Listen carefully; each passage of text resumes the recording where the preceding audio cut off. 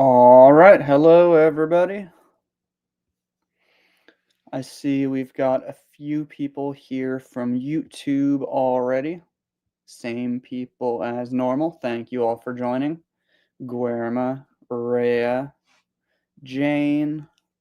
Not as many people as usual, but a few. Thank you all for joining.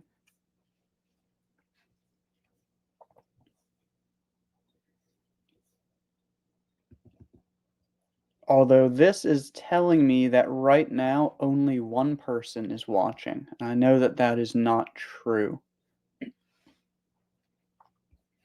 But yeah, so today we do not have a topic for this lesson. This is just going to be one of the ones where I let you all ask me some questions and I will do my best to answer a few of them. And so right now it is 5 p.m. Eastern time. This is the time that I always do my live videos. Um, However, I might change it next week because we have daylight savings time. But if I change anything, I will make an announcement and I will let you all know at least a few days in advance. But yeah, today I'm just going to let you all ask me some questions. I see Ava says, "Hi, Mike, greeting from the Canary Islands." Oh, great. So you are on vacation now. I hope that you are enjoying your vacation.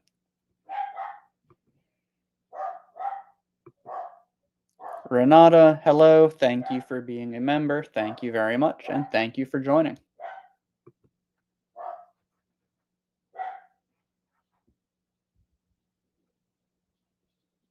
I see Irena is here. Hello, Irena. Thank you for joining.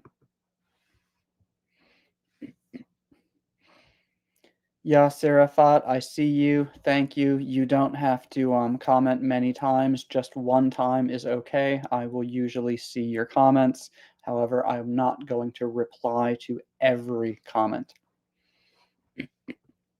Mo, the wheelchair guy. Hello. Thanks for joining, Mo. I am doing well. And I hope that you are doing well too.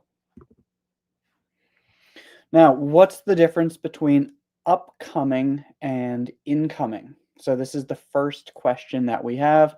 I did not intend to click on this one. I clicked on this one accidentally, so I need a moment to think about it.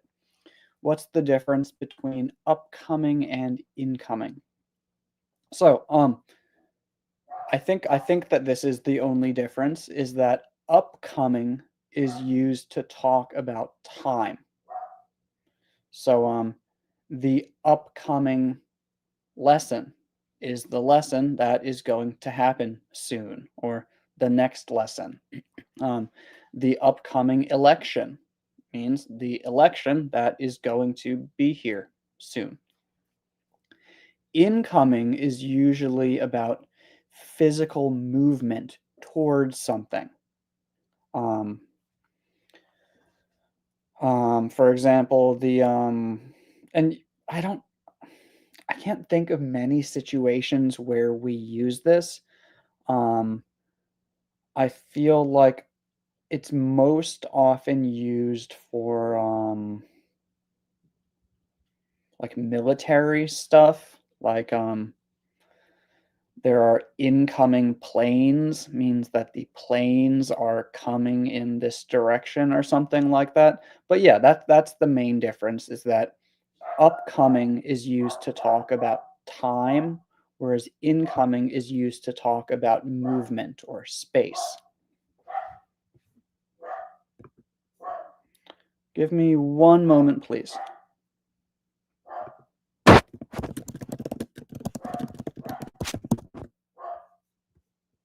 Okay. Next question.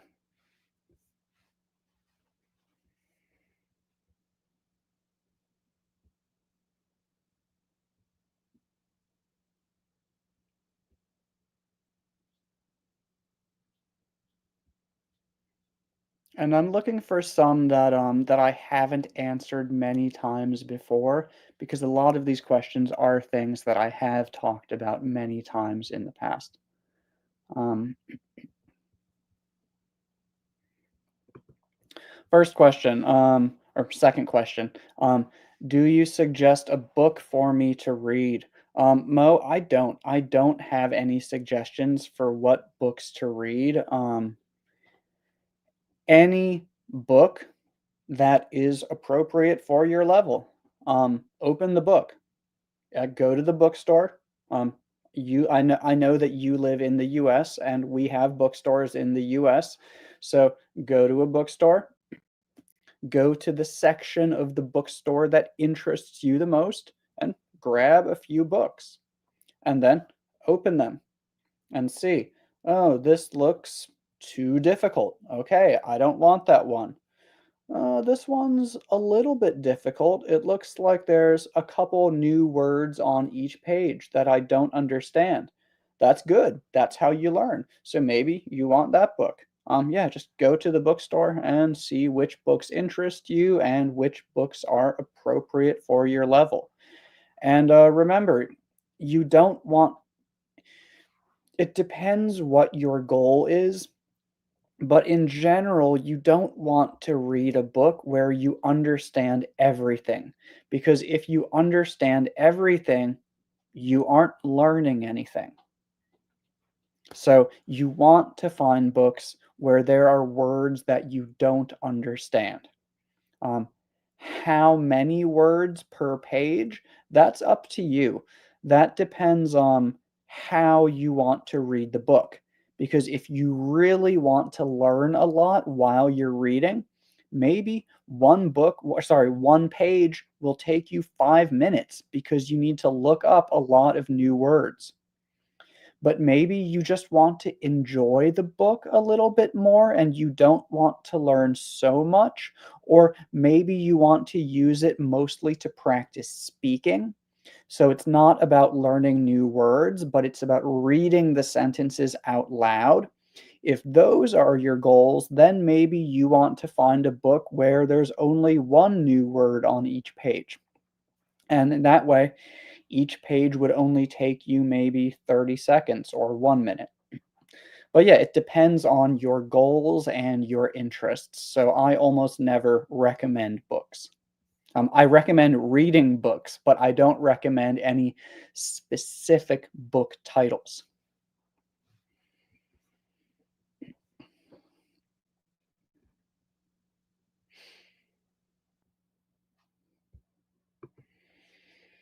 Okay, this person says, I'm a new English teacher. What's your precious advice you could give to me? Um, So for I know that I have actually a lot of people who watch these videos who are English teachers, both native speakers and non-native speakers. So for any of you who are new or for anyone who wants to be an English teacher, here is some of my main advice. Um, Number one is accept the fact that you don't know everything. And even after teaching English for 10 years, you're still going to be learning new things about the language. Because I'm a native English speaker. English is my first language. And because I'm teaching and people are asking me all these questions, I learn new things every day. Um, I'm not really like improving my English, but I'm learning more and more about this is why we do this. This is how you explain this, things like this. So make sure that you understand that you're not always going to have all of the answers. And also be honest with your students about that.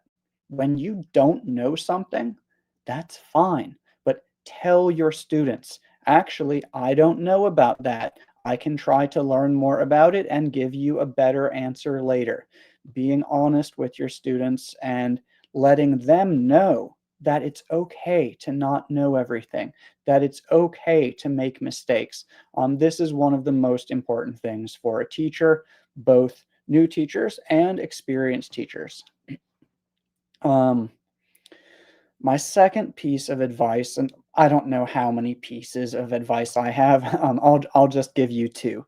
My second piece of advice is that the students should be speaking for more time than you are speaking. The students don't come to class to listen to you. The students come to class to practice. And this depends on how you are teaching. Maybe you're teaching at a high school versus teaching at a language center. Those are very different. But if your goal is really to help your students communicate and speak, they need to be speaking. They need to be speaking more often than you are speaking. Um, it's very different when I teach on social media because this is just me speaking to you, but this is not how I teach in a classroom. I would never speak for this long in a classroom. I would speak for maybe 30 seconds and then the students speak. And then I listen to the students and give them feedback. I give them encouragement. Um, your job is not to explain a whole lot. Your job is to encourage them and give them opportunities to use the language. But yeah, those are two pieces of advice. I could give you more. I think that's enough for right now because not everyone here is interested in teaching English. Mauro, Alberto, Ochoa, Solano, I see your comment. Thank you very much. Is it by mimicking someone that we can improve our accent? Um, Basically, is this how we improve our accent? Yeah, basically that's it. If you want to, and I don't like improve an accent because I don't think that accents are really better or worse, and um, but anyway, yeah, basically, you just find someone whose accent you would like to have, and you listen to them every day, and you repeat after them every day. That's about it. Um, yeah, you can watch videos to learn specific details about specific accents. Oh, here they do this, here they do this. But really, the number one thing that you need to do is just listen and repeat. Um, Also, record yourself speaking so that you can listen to it and see how you really sound. Because often we don't sound the way that we think we sound. Um, like when I watch my videos, I sound very different when I listen to them than I think I do while I'm speaking, and we all do that. So yeah, listening to yourself is a good idea because you can hear how you are actually saying things and whether or not it is similar to the person who you are mimicking. But yes, you should listen every day and mimic or repeat every day.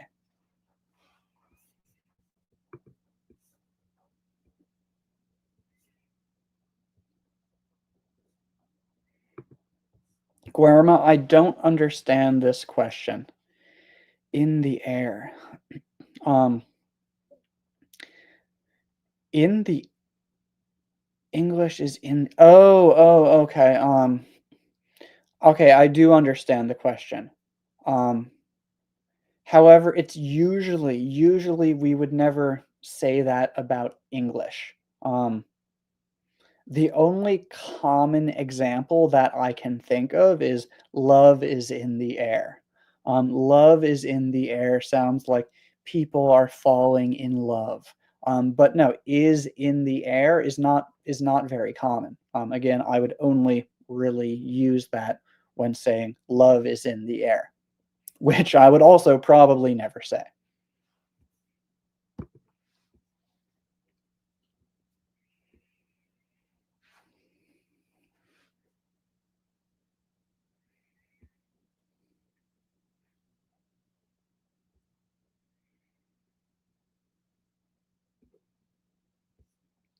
Um, I'll talk about this one very quickly, but I think we actually talked about this last week. Um,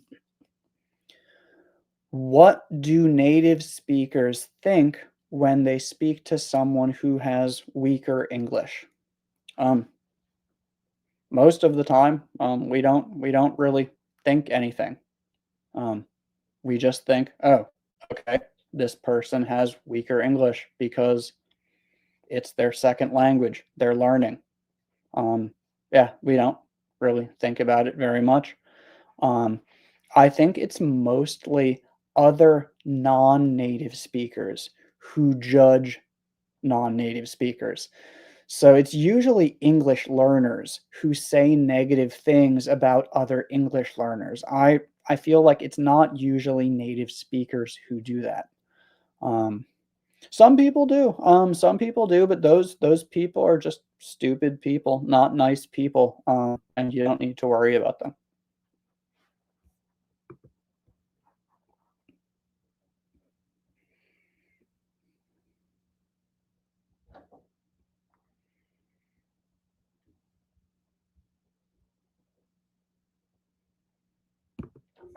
What do you think is better, reading or watching movies? So which one is more useful for improving your English? Um, so you're thinking about this the wrong way because those are two very different activities. This is like asking, which is better, um, eating healthy food or I can't even think of an example. Eating healthy food or exercising. It's like you need to do both of them. And so it's a good question, but I just want to be very clear. Why do you want to know which one is better? Because you need to do both of them. And one, it's just good to not always do the same thing. But two, these are very, very different activities which require you to do different things and will help you to acquire different skills. So when you watch a movie, you're listening. When you read a book, you're reading. Um, what do you want to focus on? Do you want to focus on your reading or your listening? So that's really what you need to ask yourself. What is my goal? If you know what your goal is, then yes, one of them might be better. But if your overall goal is to improve all of your English, your speaking, your writing, your reading, your listening, no, nothing is better because you should be doing everything. Um, but basically, watch movies if you need to improve your listening. Read to build your vocabulary, learn new words, and learn new ways of describing things. Um, but if you only read, your listening skills are never going to be good. Um, if if you could only do one, so pretend in an imaginary world that you could only do one of these things. In that situation, I would say watch movies. And the reason I say watch movies is because if you plan to speak English in real life, you need to be able to listen and understand. And if you only read, you will not be able to listen and understand. Because in order to improve your listening, you need to listen often. So if I had to choose one, I would choose movies. And there are other reasons, but that's my main reason.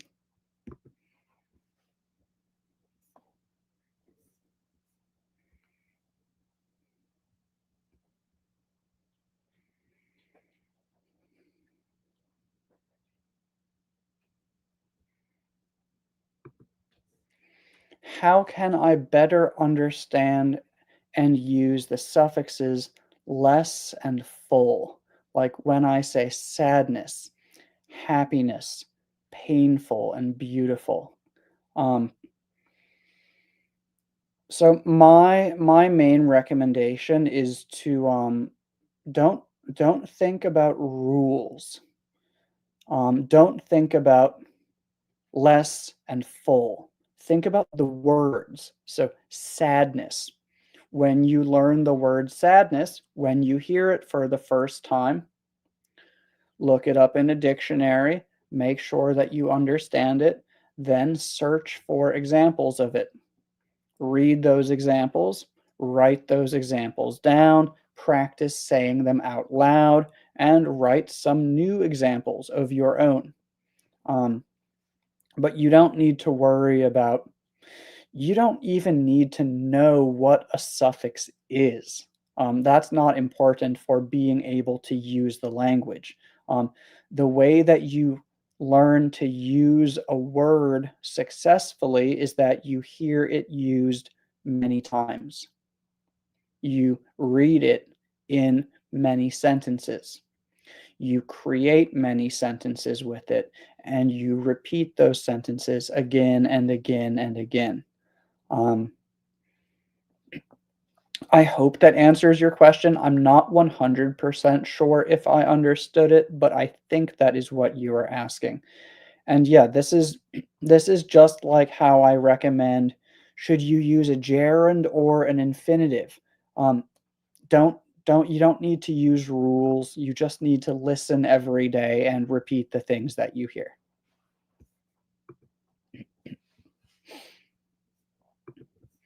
What is the best accent to imitate? Good question. So, the best accent to imitate is the one that you think will be useful for you in your life.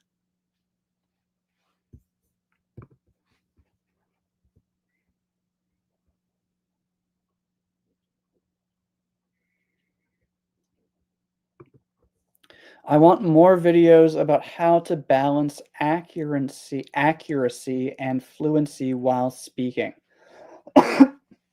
Okay, good. So I'm glad that you find that topic interesting and important. I suggest that you start by watching the videos in my playlist. On Facebook and on YouTube, I have a video playlist called How to Learn English. And the videos in that playlist focus a lot on this topic. Um, and actually, not I haven't updated the Facebook playlist, so you need to go to the YouTube playlist.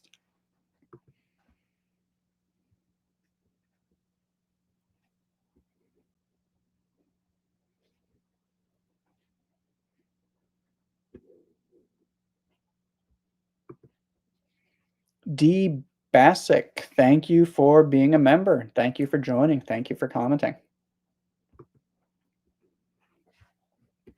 Looking for one or two more questions because this isn't going to be a very long lesson today. Just one or two more questions. What's the difference between affect and effect? So I have a video about this already. I shared it several weeks ago, so please just go to my YouTube page and search for affect and effect. There, it's one of my most recent videos.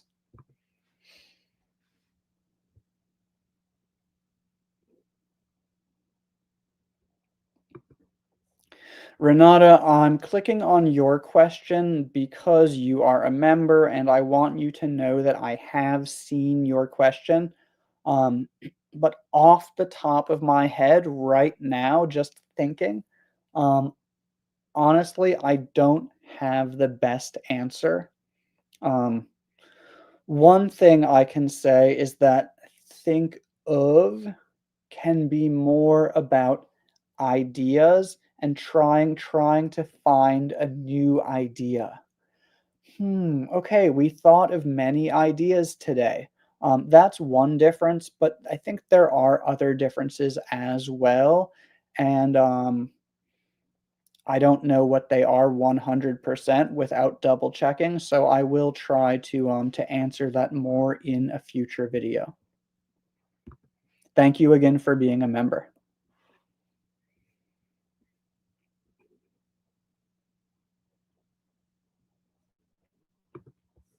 Okay, Jose, hello. Um, any advice to start reading and pronounce correctly? This is something that a lot of people ask about.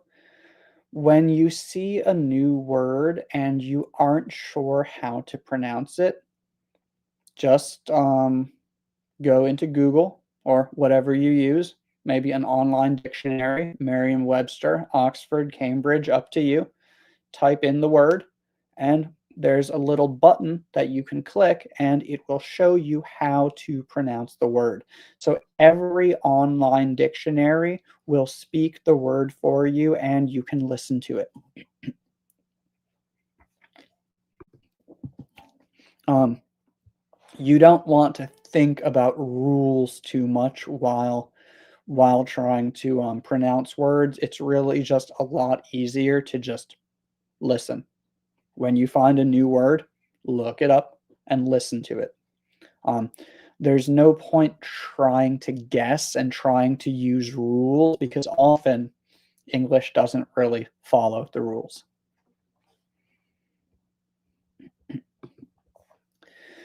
Eva, what do you think is the most difficult thing about teaching English?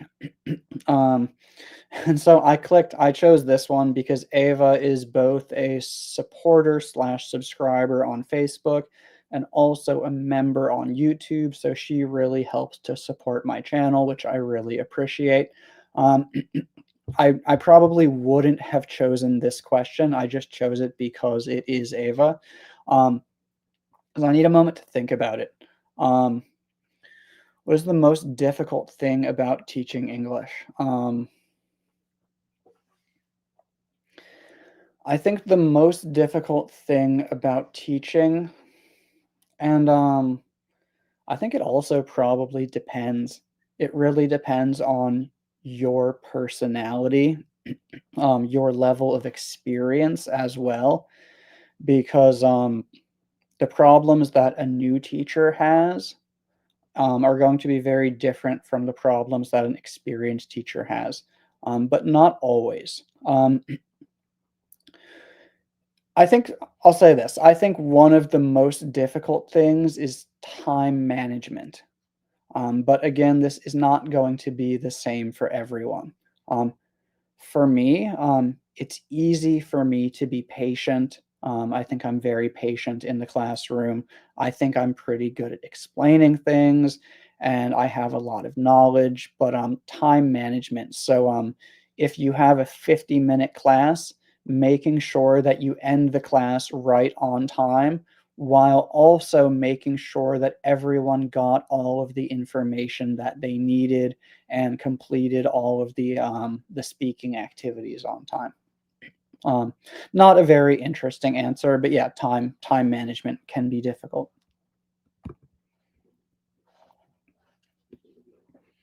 And let's do one more question.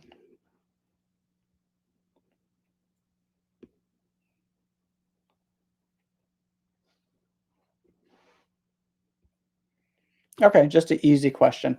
Um, what year were you born, or what year were you born in?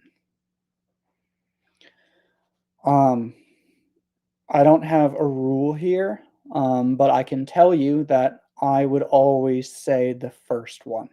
What year were you born? That's how we usually say it. You don't need in. What year were you born? And probably because we try to not end sentences with prepositions like in.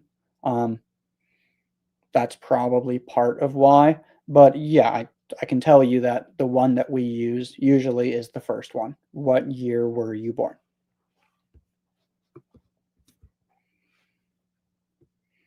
But yeah, that's all we're gonna do for today because I don't have as much time as I have had the previous weeks. So we are going to stop here for today. I would like to thank all of you for joining, asking questions, and participating. Again, with daylight savings time, the time I might do this at a different time next week. But if I do it at a different time, I will update you in advance. I will let you all know. But yeah, thank you all very much for joining today and have a wonderful rest of your week.